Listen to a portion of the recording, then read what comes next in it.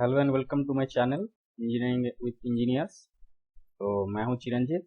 आज आपके लिए एक नया टॉपिक लाया हूं जो कि है नेटवर्क एंड कम्युनिकेशन प्रोटोकॉल। तो आज जानेंगे नेटवर्किंग एंड कम्युनिकेशन प्रोटोकॉल क्या होता है। पिछला वीडियो में मैं दिखाया था आपका नेटवर्क कैसे काम करता है और इंटरनेट कैसे एक देश से दूसरे देश से कनेक्टेड होता है। तो आज उसी के बारे में कुछ बात करेंगे, जिसका कौन सा मॉडल से ये काम करता है, प्रोटोकॉल होता क्या है। तो let's start.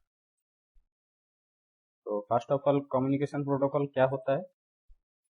So it is a system of rules that allow two or more entities of communication system to transit information via any kind of variation of physical quantity। तो अगर हम एक बेसिक भाषा में आपको बताएंगे कि एक प्रोटोकॉल होता क्या है, तो जैसे कि आप सोचिए कुछ चाइनीज से बात कर रहे हैं, तो आपका बीच में क्या एक मीडिएटर रखा जाता है।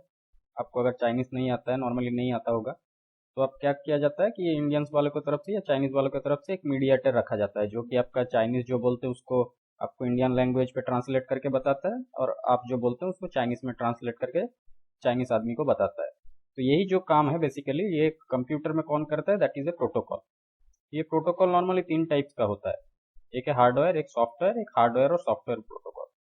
तो नॉर्मली हम लोग जो है कुछ चीज़ों को गलत तरीके से डिफाइन करते हैं कि वो एक प्रोटोकॉल को, एक केबल को हम प्रोटोकॉल बोल देते हैं, पर एक केबल जो बनता है दैट इज अलग स्टैंडर्ड। वो उसके कोई स्टैंडर्ड के हिसाब से उस केबल्स को बनाया जाता है, और वो जो प्लेटफॉर्म पे काम करता है वो आपका हो सकता है एक सेम केबल दो तीन प्रोटोकॉल को सपोर्ट करता हो, मतलब दो तीन प्रोटोकॉल जो है उस केबल से कम्युनिकेट करता हो।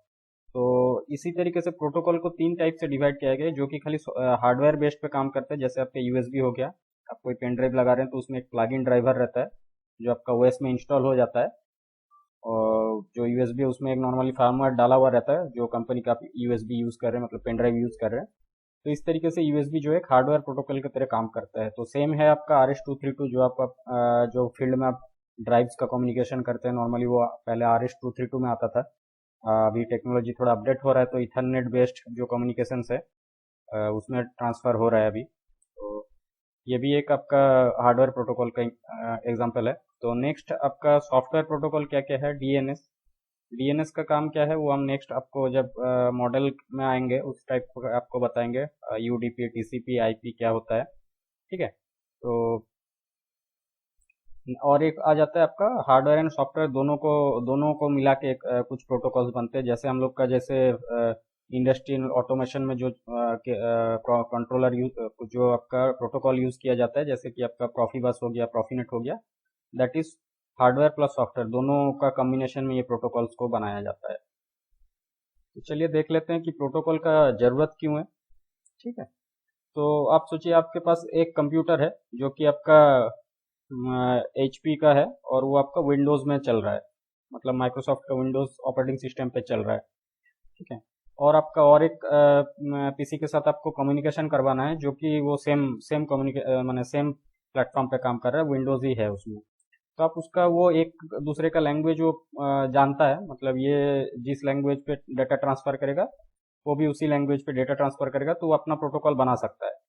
तो ऐसे ही अगर आपके पास और एक मशीन सोचिए आ गया जो कि आपका एप्पल का है और वो मैक पे काम कर रहा है, तो उसका जो लैंग्वेज होगा, जो कोडिंग्स होगा वो थोड़ा अलग है।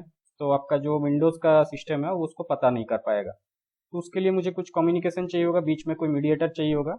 तो इसी जगह पे आपका आ जाता है प्रोटोकॉल, ठीक है। तो ये जो प्रोटोकॉल है ये आपका कोई फिजिकल केबल के जरिए भी आप ट्रांसफर कर सकते हैं डेटा को, मतलब आप जो मीडिएटर बोल सकते हैं। तो ये मीडिएटर कोई केबल के जरिए भी आपसे बात कर सकता है दो कंप्यूटर के बीच में, या फिर आपका वायरलेसली भी कर सकता है, पर that must be a protocol in between that, ठीक है। तो ऐसे ही आप अगर कोई इंडस्ट्री में काम कर रहे हैं और आपके पास एक पीएलसी है, आपको उसको प्रोग्राम करना है आपका कंप्यूटर से, और आपका लैपटॉप कुछ भी हो, तो वो तो एक डिफरेंट सिस्टम से बना हुआ है, जो सीमेंस का उसका अपना फार्मवेयर इंस्टॉल्ड होगा उसमें, तो आपका पीसी के साथ कम्युनिकेशन कैसे करेगा, ठीक है। तो उसके लिए भी आपका मीडिएटर एक चाहिए होगा कि इसका लैंग्वेज को ये डिकोड कर पाए, और ये जब कोई डेटा सेंड कर रहा वो उस डेटा को भी वो अपने लैंग्वेज में ट्रांसफर करके समझ सकता है, ठीक है। तो इसी के लिए जो मीडिएटर का काम है दैट इज प्रोटोकॉल। ये आपका प्रोटोकॉल जो है उस काम में आता है, ठीक है। तो ये प्रोटोकॉल आप अगर हर कंपनी अलग अलग बनाता जाएगा, सोचिए HP अपना बना लिया, एप्पल अलग बना लिया, ठीक है। एप्पल तो HP तो नहीं बोलूँगा, HP का कोई खुद का ऑपरेटिंग सिस्टम नहीं है। तो विंडोज़ जो है सोचिए वो अलग प्रोटोकॉल सिस्टम बना लिया, तो HP में कम्युनिकेट कर सकता है। पर अगर एक स्टैंडर्ड मॉडल अगर बना तो वो किसी भी सिस्टम पे के साथ काम करता है। तो यही जो जरूरत पड़ा था, ये 1960-70s के टाइम पे जरूरत पड़ा था कि सारे कंप्यूटर्स को कैसे एक साथ कम्युनिकेशन करवा सके। तो इसी के लिए एक इंजीनियर जो आपका अमेरिकन डिफेंस एसोसिएशन की तरफ से, तो उन लोग एक मॉडल तैयार किए थे जो कि एक फिजिकल मॉडल है, जिसका थियोरेटिकल मॉडल है आपका अलग। तो वो क्या होता है मैं नेक्स्ट स्लाइड में आपको दिखाऊंगा। तो आ जाते हैं TCP IP मॉडल में। तो अगर मैं आपको TCP IP मॉडल बताऊंगा तो एक बेसिकली प्रैक्टिकल इम्प्लीमेंटेड मॉडल है, उसका कोई थियोरेटिकल पहले इसको प्रैक्टिकली इम्प्लीमेंट किया गया, उसके बाद आपका थियोरेटिकली उसको बहुत सारे किताब में आपको अलग अलग इसलिए दिख जाते हैं क्योंकि वो जो उसके साथ जो एक रेफरेंस मॉडल बना था OSI मॉडल, जो कि पूरा थियोरेटिकल था, पर उससे पहले TCP IP जो है प्रैक्टिकली इम्प्लीमेंटेड एक माने वाइडली अडॉप्टेड एक सिस्टम बन चुका था। तो बाद में जब इसको थ्योरी में ट्रांसफर किया गया TCP IP मॉडल को, तो वो उसका बेस लिया गया OSI मॉडल से। तो आपको लगेगा कि ये दोनों सेम ही मॉडल है, बस उसका लेयर को मर्ज कर दिया गया, पर ऐसा नहीं है। जो काम है दोनों का वो सेम टाइप का ही है। पर जबकि आपको फील्ड में जब भी आप कुछ देखोगे, कम्युनिकेशन देखोगे, तो उसमें आपको TCP IP प्रोटोकॉल ही दिखेगा, ठीक है। तो TCP IP का जो आपका थ्योरी बना गया, वो कभी कोई किताब में आपको 5 लेयर्स में दिखाएगा, कोई किसी में आपको 4 लेयर्स में दिखाएगा। तो दोनों ही करेक्ट है क्योंकि पूरा जो मॉडल है वो सेम ही है, चाहे आप 5 ले लो या 4 ले लो, ठीक है। तो मैं यहाँ पे TCP IP का 4 जो लेयर है, 4 लेयर दिखाया हूँ, ठीक है। तो हम पहले थियोरेटिकल OSI मॉडल को समझेंगे। तो आप देख सकते हैं जो ग्रीन लेयर्स है, ये तीनों को मार्च करके यहाँ पे TCP IP में एप्लीकेशन लेयर बनाया गया, और यहाँ वो 3 मॉडल में डिवाइडेड था, application, presentation and session layer, ठीक है। तो इसमें यहाँ पे आप देखेंगे, यहाँ पे ये जो लेयर्स है, इसमें कौन सा प्रोटोकॉल क्या करता है, क्या काम करता है, वो भी मैं आपको बताऊंगा। तो पहले OSI मॉडल पढ़ लेते हैं। तो ये सेम चीज आप इधर देख पाएंगे, ठीक है। कलर के हिसाब से आप मैच कराएंगे तो सेम वही मॉडल आपको TCP IP मॉडल में भी दिखेगा। थ्योरी जो है दोनों के लिए सेम है। तो पहले देख लेते हैं एप्लीकेशन मॉडल। एप्लीकेशन मॉडल क्या करता है, आपका यूजर इंटरफेस करवाता है। आप सोचिए कोई गूगल क्रोम से यूट्यूब खोल रहे हैं, तो आपके पास एप्लीकेशन क्या है, एक गूगल क्रोम। तो गूगल क्रोम में बहुत सारे प्रोटोकॉल्स काम करते हैं, जैसे कि आपका DNS हो गया, डोमेन नेम सिस्टम। वो क्या करता है, आप जब www.google.com लिखते हैं, उसको वो एक IP में कन्वर्ट करता है, ठीक है। क्योंकि आपका जो सिस्टम सॉफ्टवेयर रहता है वो तो आपका नाम से नहीं पहचानेगा उसका, क्योंकि जो हम लोग इंटरफेसिंग करते हैं दो PC के बीच में, सोचिए यूट्यूब का एक सर्वर है और आपका एक PC है, तो दोनों का एक IP एड्रेस रहेगा। तो वो आपका नाम से तो डिफाइन नहीं किया जाता है, कोई भी कम्युनिकेशन को एक एड्रेस से डिफाइन किया जाता है, ठीक है। तो वो क्या करता है, आपका गूगल जो नाम है उसको आपको IP में कन्वर्ट करके दे देता है। तो इसी तरीके से आपको जो HTTP बोल के देखिएगा, आप जब भी www.google.com करके एंटर करेंगे, वो आपका HTTP हैश बोल के एक पहले ले लेता है। वो क्या करता है, वो आपको एक प्लेटफॉर्म क्रिएट करता है आपको इंटरनेट में जाने के लिए, ठीक है। आप बोल सकते हैं आपको एक परमिशन दे रहा है कि आपको नेट में आने के लिए। नेक्स्ट आपका आ जाता है प्रेजेंटेशन लेयर। तो इसका नाम से ही आप पता कर सकते हैं, ये क्या करता है, आपका प्रेजेंटेशन का काम करता है। जो आप डेटा ले रहे हैं या सेंड कर रहे हैं, उसको एक प्रेजेंट करता है कुछ पैकेट्स के फॉर्म पे, ठीक है। हम सोचिए कोई एक GB का डेटा भेज रहे हैं, तो ऐसा नहीं है कि वो एक ही पैकेट में जाएगा और वो एक ही रूट से जाएगा, ठीक है।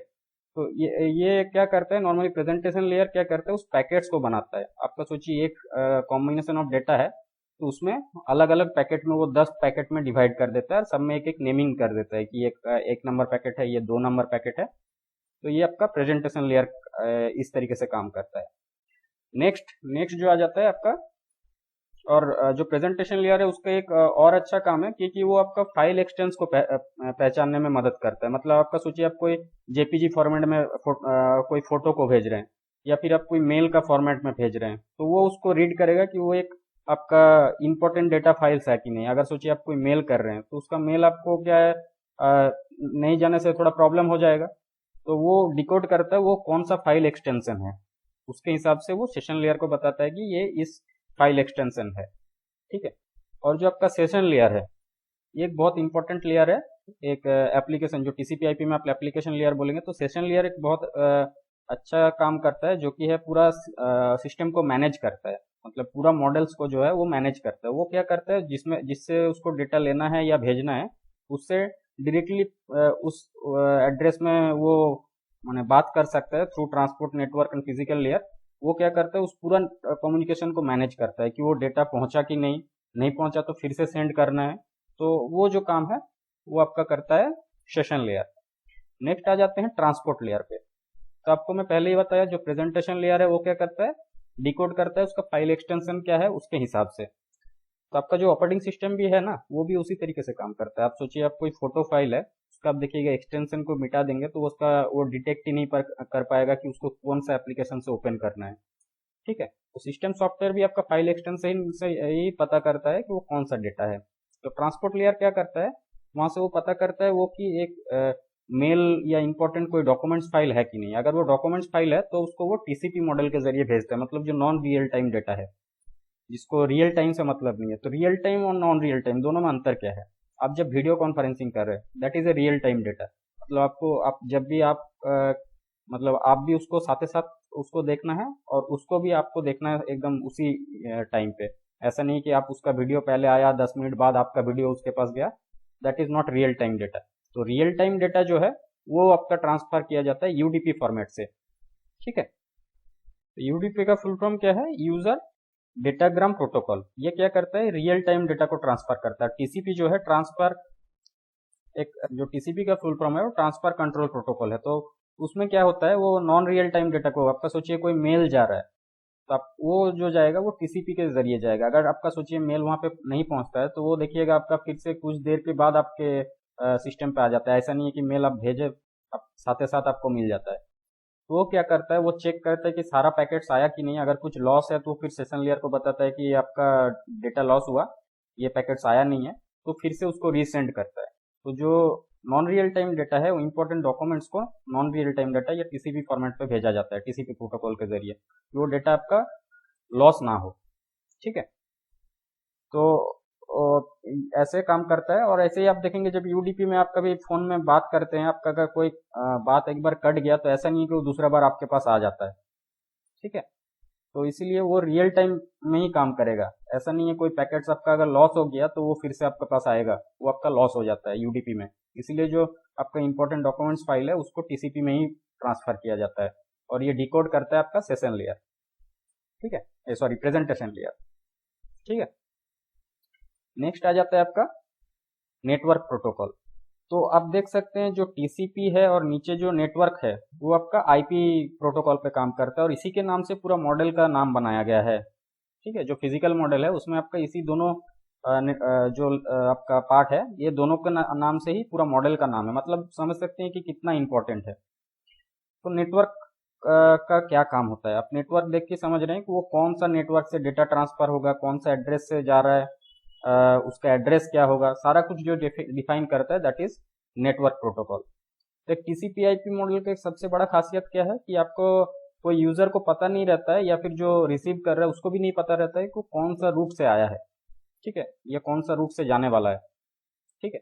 अब जब डेटा आपके पास चला जाता है तब आपको पता रहता है कि आप डॉज में कमांड है उससे आप चेक कर सकते हो कि डेटा पैकेट कहाँ से ट्रांसफर हुआ। लेकिन जब ट्रांसफर हो रहा है उस टाइम वो कोई भी रूट से जा सकता है। सोचिए आपको एक आपका नज़दीकी कोई कंट्री में आपको जाना है। ठीक है, सोचिए आपका दुबई जा रहा है कोई डेटा, आप दुबई का कोई सर्वर से आप ले रहे हो। तो ऐसा है कि वो आपका कोलकाता होके भी कोई रूट है, केबल जो बिछाया हुआ है, तो कोलकाता के जरिए आपका जो आपका टीआर 3 का कंपनी है उसका नेटवर्क एक आपका कोलकाता से होकर टीआर 2 का कंपनी को जा सकता है, एक आपका मुंबई से होकर जा सकता है। तो वो कौन सा रूट से जाएगा वो आपको भी पता नहीं रहता। तो इसमें क्या है, आपका हैकिंग के चांसेस थोड़ा कम हो जाते हैं कि आपका कोई बीच में नेटवर्क के आके आपका डेटा को चुरा के ले जाए, ऐसा चांस बहुत कम होता है, माने होना थोड़ा मुश्किल होता है टीसीपी आईपी मॉडल के जरिए। तो ये जो काम है ये आपका नेटवर्क क्लियर करता है। ये क्या करता है, दोनों का एड्रेसिंग चेक करता है कि ये जो सिस्टम से जा रहा है, मतलब आपका जो सिस्टम है उसका आईपी एड्रेस क्या है और आपको जहाँ पे भेजना है उसका आईपी एड्रेस को वो ट्रेस करता है। फिर उसको राउटर के जरिए कौन सा रूट से वो डेटा को ट्रांसफर करेगा, वो आपका इस नेटवर्क में वो काम करता है, किस रूट से वो डेटा ट्रांसफर होगा। नेक्स्ट आ जाते हैं आपका डेटा लिंक लेयर। ठीक है, तो ये क्या करता है, जो पैकेट्स है उसके साथ उसका सिस्टम का मैक आईडी को डाल देता है। ठीक है, तो वो क्या करेगा, आपका एक तो आपका वर्चुअल एक आईपी एड्रेस हो गया, ठीक है, और एक आपका मशीन एड्रेस है जो कि आपका एक यूनिक एड्रेस होता है। जैसे आपका आपका मोबाइल का जो है सीरियल नंबर होता है, आईएमआई नंबर जैसे होता है, तो ऐसे आपका मशीन का मैक एड्रेस होता है। कोई भी मशीन ले लीजिए आप मोबाइल का भी एक मैक एड्रेस आपको मिल जाएगा। ठीक है, ये मैक एड्रेस क्या, मैक एड्रेस उसके साथ डाल देता है, तो पता चलता है ये कि इस सिस्टम से आया हुआ है, और उसका वर्चुअल एड्रेस मतलब आपका जो सॉफ्टवेयर एड्रेस है, जो लॉजिकल एड्रेस बोल सकते हैं उसको नॉर्मली आईपी एड्रेस, तो ये आईपी एड्रेस और इस मैक एड्रेस से वो डेटा ट्रांसफर हुआ है। और डेटा लिंक लेयर एक क्या काम करता है, आपका फिजिकल लेयर जो आपका सिग्नल्स देते हैं उसको वो कन्वर्ट करता है अपने जो लैंग्वेज है उसके हिसाब से, वो 1-0 का फॉर्मेट को डिकोड करके आगे भेजता है। ठीक है, मतलब वो अपने सिस्टम पे भेजता है डेटा लिंक लेयर, और दोनों सिस्टम पे वही काम करता है। एक आपका हो सकता है कहीं से डेटा आ रहा तो उसका मैक एड्रेस को डिकोड करना, और अगर कहीं डेटा जा रहा है तो उसमें मैक एड्रेस को डाल देना अपना। तो ये जो काम करता है, ये काम करता है आपका डेटा लिंक लेयर। नेक्स्ट क्या है आपका, नेक्स्ट आ जाता है आपका फिजिकल लेयर। ये बहुत ही इंपॉर्टेंट है। ये आप जो लैन कार्ड लगाते हैं, आपका जो सीरियल पोर्ट रहता है, ये आपका एक फिजिकल प्लेटफॉर्म पे काम करता है, जो फिजिकल लेयर्स में काम करता है। ये क्या करता है, आप जो सिग्नल्स भेज रहे हैं वो 1-0 पे नॉर्मली फिजिकल लेयर्स पे आते हैं, क्योंकि ये डिजिटल आपका जो भी अभी कंप्यूटर से वो नॉर्मली डिजिटल सिस्टम को ही फॉलो करता है, एनालॉग अभी नहीं मिलेगा आपको। तो बहुत ही रेयरली कोई होता है कि नॉर्मली हम जो एनालॉग होता है उसको भी डिजिटल में ट्रांसफर करके सिस्टम में आप उसका काम कर सकते हैं। ठीक है, तो फिजिकल एड्रेस क्या करते हैं, उस 1-0 को अगर आपका जो नेटवर्क है वो आपका प्रॉक्सी क्या बोलते हैं इथरनेट पे चल रहा है, तो उसको इलेक्ट्रिकल सिग्नल में कन्वर्ट करके बताता है। और अगर आपका ऑप्टिक फाइबर केबल से डेटा ट्रांसफर हो रहा है, आपका जो मोडेम मतलब आपका जो लैन कार्ड है वो आपका अगर ऑप्टिक फाइबर सपोर्टेड है तो उसको लाइट में ट्रांसफर करता है। 1 मतलब आपका लाइट देगा और 0 मतलब लाइट ऑफ होगा। तो इस तरीके से फिजिकल लेयर जो है उसको लाइट या इलेक्ट्रिकल सिग्नल्स में ट्रांसफर करता है। ठीक है, तो ऐसे काम करता है आपका पूरा मॉडल। तो उसी का आप रेफरेंस अगर समझेंगे, ये एप्लीकेशन, प्रेजेंटेशन और सेशन लेयर तीनों का काम करता है टीसीपी में आपका एप्लीकेशन लेयर। ट्रांसपोर्ट लेयर तो सेम है, नेटवर्क लेयर भी सेम है, और डेटा लिंक और फिजिकल लेयर को यहाँ नेटवर्क इंटरफेस लेयर में मर्ज कर दिया गया है। ठीक है, तो ये आपका हो गया टीसीपी आईपी मॉडल। नेक्स्ट क्या होता है, सिर्फ टीसीपी आईपी मॉडल का काम कैसे करता है, तो मैं पहले ही बताया। देखिए आपका एप्लीकेशन लेयर जो है टीसीपी आईपी मॉडल का, वो आपका पिछला वीडियो के हिसाब से आप मैच कराएंगे तो यहाँ भी देखिएगा ये HTTP DNS जो प्रोटोकॉल्स है, ये आपका एप्लीकेशन लेयर वो काम कर रहा है। ठीक है, और जो आपका सेशन को जो पूरा मैनेज करता है वो भी आपका करता है यहाँ पे एप्लीकेशन लेयर। ट्रांसपोर्ट लेयर क्या करता है, वही आपका रियल टाइम और नॉन रियल टाइम डेटा को ट्रांसफर करता है, होस्ट टू होस्ट कम्युनिकेशन करता है। ठीक है, और आपका फाइल एक्सटेंशन के हिसाब से वो उस कौन सा और प्रोटोकॉल से डेटा भेजना है वो भी काम करता है ट्रांसपोर्ट लेयर। और नेटवर्क लेयर क्या है, वो आपको एक आपका जो लॉजिकल एड्रेस है उसको उस पैकेट के साथ डाल देता है। ठीक है, और जो आपका डेटा लिंक लेयर है और आपका फिजिकल लेयर है, तो दोनों मार्च होकर आपको नेटवर्क लेयर, और कभी कभी उसको डेटा लिंक लेयर भी बोला जाता है टीसीपी में, क्योंकि टीसीपी आईपी मॉडल का आपका हर जगह अलग अलग नाम मिलेगा। सबको अलग अलग अपना लेयर्स का नाम बहुत सारी किताबों में अलग अलग मिलेंगे, क्योंकि इसका कोई थियोरिटिकल मॉडल नहीं है, वो जो है पूरा प्रैक्टिकली इम्प्लीमेंटेड मॉडल है। तब किसी को भी फॉलो कर सकते हैं, कोई प्रॉब्लम नहीं। तो नेक्स्ट आ जाता है स्टेप्स। एक इंटरनेट जो काम करता है उसमें स्टेप्स, मॉडल तो मैं बता दिया, मॉडल काम कैसे करता है। सोचिए आपके पास ऐसे ही मैं जो एग्जांपल आपको दिया था उसमें आपका क्या है, आपका एक HP का मशीन है जो विंडोज बेस पे काम कर रहा है, और एक आपका मैक है, एप्पल का मशीन है जो मैक पे काम कर रहा है। तो इसमें भी एक इस प्रोटोकॉल, सोचिए आप यहाँ पे आपका TCP IP प्रोटोकॉल यूज कर रहे हैं और इसका जो है इथरनेट कम्युनिकेशन हो रहा है। ठीक है, तो ये क्या करेगा, इसके पास पहले आएगा एप्लीकेशन लेयर। आप जो डेटा इससे ले रहे हैं, मतलब सोचिए मैं यूजर हूं और मैं HP में बैठा हूं, उसका जो सर्वर है वो मैक का सिस्टम से काम कर रहा है जहां से मुझे डेटा रिसीव करना है। तो मेरे लिए पहला इंटरफेस क्या रहेगा, एप्लीकेशन लेयर। मैं गूगल क्रोम या फिर आपका जो भी सिस्टम है एप्लीकेशन सॉफ्टवेयर, जैसे स्काइप हो गया, कुछ हो गया, जो भी एप्लीकेशन सॉफ्टवेयर में काम कर रहे हैं, वो तो पहले आपका आ जाएगा एप्लीकेशन लेयर। नेक्स्ट काम करेगा टीसीपी, फिर आईपी, फिर आपका हार्डवेयर। तो ऐसे करके फिर प्रोटोकॉल में जाएगा। फिर इसके हिसाब से जब आएगा, ये जब रिसीव करने का टाइम आएगा, वो आपका पहले आपका उसके लिए फिजिकल लेयर पहले काम करेगा। पहले जो आपका लाइट्स या इलेक्ट्रिकल सिग्नल्स जो भी आ रहे हैं उसको लॉजिकल में ट्रांसफर करेगा, बिट्स में 10 में ट्रांसफर करेगा। फिर उसमें आपका कौन सा आईपी से आ रहा है वो चेक करेगा। फिर आपका रूट को पता करेगा और फिर उसको कम्युनिकेशन करेगा कि हाँ वो डेटा आपका इतना पैकेट्स मेरे पास पहुंचा कि नहीं, वो बताएगा आपका जहाँ से आ रहा है उसको। फिर आपका एप्लीकेशन लेयर जो है उसको आपको डिकोड करके उसका डेटा को आपको शो कर देगा आपका सिस्टम में। इसी तरीके से जो है आपका इंटरनेट का कम्युनिकेशन होता है। तो इस मॉडल को मुझे बताने का ज़रूरत क्या था, क्योंकि आप जब इंडस्ट्री में कोई प्रोटोकॉल में काम करोगे जैसे प्रोफीबस, प्रोफीनेट, ठीक है, तो ये सब जो प्रोटोकॉल्स है वो भी आपको टीसीपी/आईपी मॉडल का बेस में ही बना हुआ है। तो आप अगर उसमें काम कर रहे हो और इसके साथ आप मैच कर पाओगे तो ये भी कुछ ना कुछ तरीके से टीसीपी/आईपी मॉडल को ही फॉलो करके बनाया गया है। थोड़ा स्टैंडर्ड अलग हो सकता है क्योंकि ये फील्ड बस सिस्टम है ये, तो उसमें थोड़ा कुछ लेयर्स को यूज़ नहीं किया जाता है, ऐसे भी होता है। पर जो पूरा मॉडल है वो टीसीपी/आईपी मॉडल को ही फॉलो किया जाता है, ठीक है। तो इसमें एडवांटेजेस क्या है, आप एक मॉडल को जो बना रहे हो उसमें आपका एडवांटेज क्या हुआ, तो ये एक फ्लेक्सिबल आर्किटेक्चर है। कोई भी सिस्टम जो है इसके हिसाब से डिज़ाइन हो सकता है, कोई भी नेटवर्क को आप इस मॉडल के हिसाब से बना सकते हैं। तो ये एक फ्लेक्सिबल आर्किटेक्चर बनाया गया है। नेक्स्ट आ जाता है adding all system in A common model.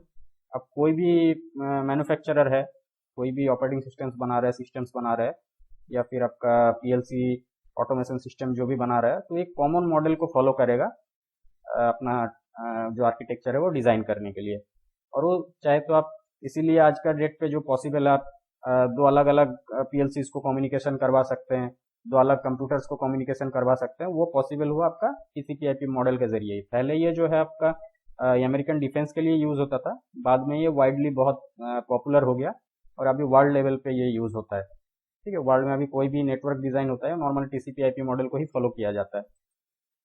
Next आ जाते हैं it can communicate to system with different speed. ये एक सबसे बड़ा एडवांटेज है। आपको सोचिए कोई कम्युनिकेशन कर रहे हैं, एक का स्पीड है 10 Mbps और एक सिस्टम का स्पीड है 2 Mbps। तो वो क्या करेगा, 10 Mbps से अगर डेटा भेजेगा ये तो रिसीव नहीं कर पाएगा, ये पैकेट्स लॉस होगा। तो ये भी टीसीपी/आईपी मॉडल इसको भी मैनेज करता है कि दोनों का कम्युनिकेशन स्पीड सेम हो, ताकि आप जितना डाटा भेज रहे हो वो सेम डाटा रिसीव कर पाए, ठीक है।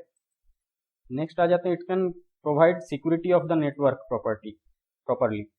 तो इसमें क्या है, आपको क्योंकि जो यूज़र है और जो रिसीवर है दोनों को ही पता नहीं रहता है कि ये डेटा कौन सा रूट से जाने वाला है, या फिर कोई जो मीडिएटर है उनको भी पता नहीं चलता है कि ये कौन सा रूट से जाने वाला है, ठीक है। किसी भी रूट को फॉलो कर सकता है। इसी में आपका सिक्योरिटी भी थोड़ा ज़्यादा हो जाता है कि आपका कोई भी बीच से डेटा चुरा के नहीं ले जा पाए।